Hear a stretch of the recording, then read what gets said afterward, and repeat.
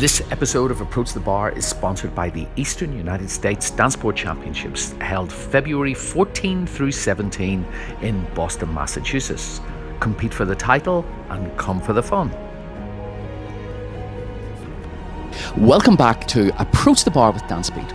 I am still here with the lovely Miss Charlotte Jorgensen, and we are going to continue discussing what happened at the recent US Pro Standard National Finals in Orlando, Florida. So, let's see what happened. All right, so into fourth place. Almost hometown couple, Vlad and Ekaterina. They finished 4-4-3-4-4. Now, interesting result for this couple, because obviously a couple of years ago I think they did win the Rising Star in Blackpool and were the next up and coming thing, and then just recently stalled a little bit, but last night came flying back with, in an unbelievable way. So 4-4-3-4-4. What was your opinion on this?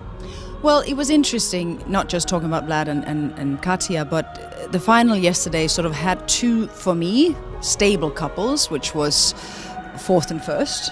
And then there was two competition going on between 2 and 3 and 5 and 6. So this was how I saw the final yesterday. Now, having said this, for me, Katja is the most improved girl on the floor at the moment. And that is not something I say easily, because I've known not to always. You can't say things are great until they're really great, because what is there to strive towards? But she is definitely, for me, the most improved girl in relationship to herself. There's things that are happening in her that are special, and it's lovely to see that growth. I feel, maybe they stalled. I think we have to be forgiving of the couples, to give them some time to improve, because we see them so often, they compete so often, and it's difficult to improve when they compete that much. So we kind of have to allow them to just not be, let's say, quote unquote, on, so they can step back, improve, and then come out with something more. Vlad is a great competitor. They're a soft and flowy couple, so the swing dances are obviously going to be their strengths, although his competitive attitude comes out well in the other dances. Viennese waltz, I can see that they could potentially be marked third in that dance. He has two very tall couples ahead of him, so he's going to have to really swing well to outdance both of them, and especially with the conditions yesterday. I still feel, when I look at them, there are moments where the weight stalls in space, so that if I look at the body weight, that is to me the melody of the music, and it has to be in perpetual motion. It stalls at moments. I feel that there is so much more possibility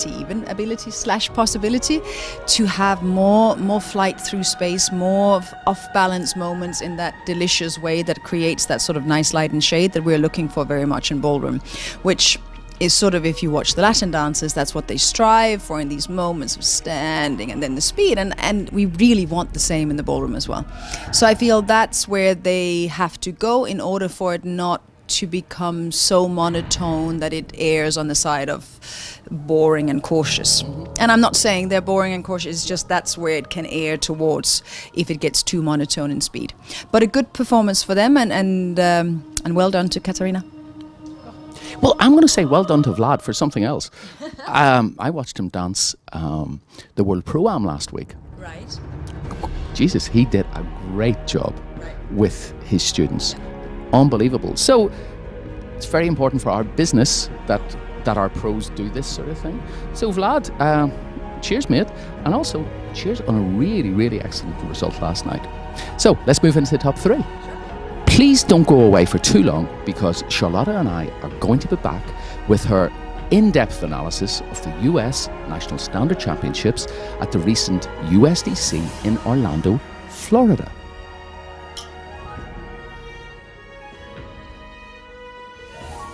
This episode was sponsored by the Eastern United States Danceboat Championships, February 14 through 17, 2019 in Boston.